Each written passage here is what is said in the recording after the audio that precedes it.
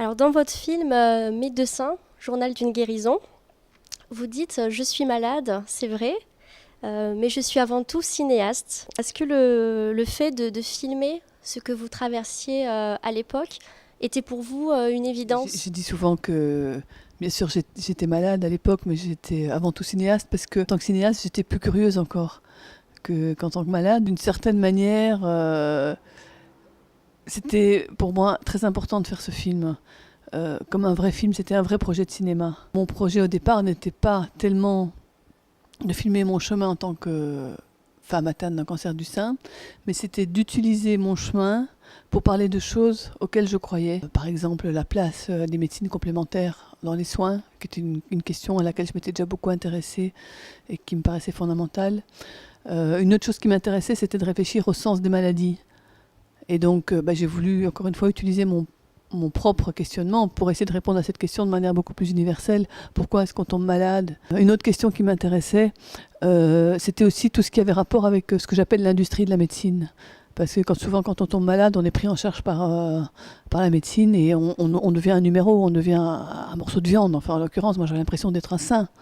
Et moi, je savais bien que je ne voulais pas être broyée par l'industrie de la médecine. Et donc, je voulais rester quelque part pilote de mes choix, de ma guérison, de pouvoir entrer en dialogue avec les médecins. Il y a une scène qui m'a particulièrement marquée, c'est quand vous êtes dans le bureau de la chirurgienne qui va vous opérer et vous lui demandez s'il est possible de dater votre cancer et vous lui parlez, il me semble, de votre travail justement psychologique que vous faites à côté. Et là, elle a dit il faut être prudente dans cette démarche parce que il ne faut pas vous culpabiliser. Et donc du coup, ma question, ce serait avec le recul, que pensez-vous des propos de la chirurgienne et est-ce que ce travail psychologique que vous avez fourni en parallèle a été bénéfique selon vous? Alors c'est vrai que quand la chirurgienne, disons, a un petit peu coupé court à ce dialogue que j'aurais voulu avoir avec elle, justement sur le fait qu'il y a probablement un lien entre nos comportements psychologiques et les maladies, et que donc, en cherchant à dater l'origine d'une maladie, ce qu'on cherche, c'est en fait quels auraient pu être les événements psychologiques qui auraient pu être impliqués dans la survenance de cette maladie. Moi, j'avais envie d'avoir ce dialogue avec elle, mais c'est vrai qu'à ce moment-là, elle était vraiment beaucoup restée sur sa position de chirurgienne. On ne se connaissait pas encore très bien. Et je pense que quelque part, elle se sentait obligée aussi de parler au nom de la médecine. Et la médecine, aujourd'hui, considère que l'impact psychologique est faible. Simplement, je pense qu'il y a beaucoup de malentendus sur cette question. D'abord, quand elle me parle de culpabilité, moi, je me suis jamais sentie, jamais, disons, pensé que j'étais coupable de quoi que ce soit par rapport à la maladie. Simplement, j'essaie d'y opposer une attitude de responsabilité. Parce que quand on se sent coupable, on est victime. On est coupable d'avoir fait quelque chose de travers, donc on est victime d'une maladie qui nous tombe dessus. On n'est pas fort quand on est coupable.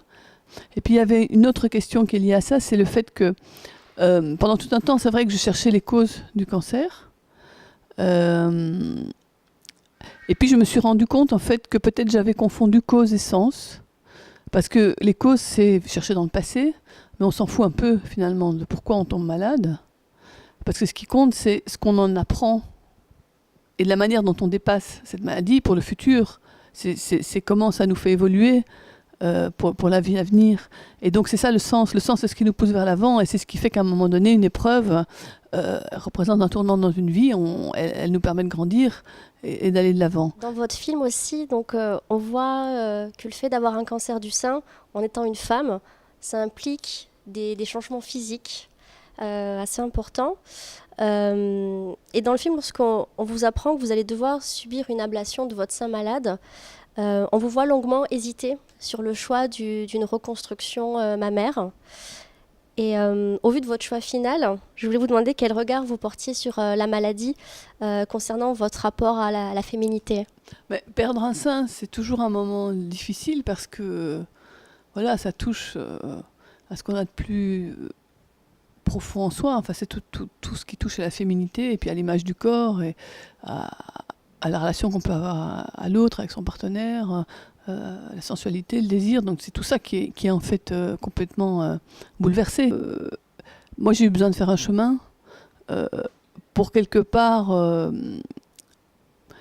ressentir que ma féminité elle était bien plus profonde que simplement la rondeur qu'est le sein, et que finalement en perdant un sein, je ne perdais absolument pas ma féminité. Voilà, moi je ne voulais pas une reconstruction, euh, parce que je n'en ai pas ressenti le besoin. Je ne voulais pas un faux sein avec une prothèse ou enfin d'autres opérations lourdes. Voilà, je trouvais que après tout, je porte la marque sur mon corps de ce que j'ai vécu, et maintenant voilà, c'est comme une transformation, c'est mon corps d'aujourd'hui. Et quel est votre sentiment sur ce qui vous est arrivé? Quel mot vous pouvez nous donner sur votre état d'esprit aujourd'hui?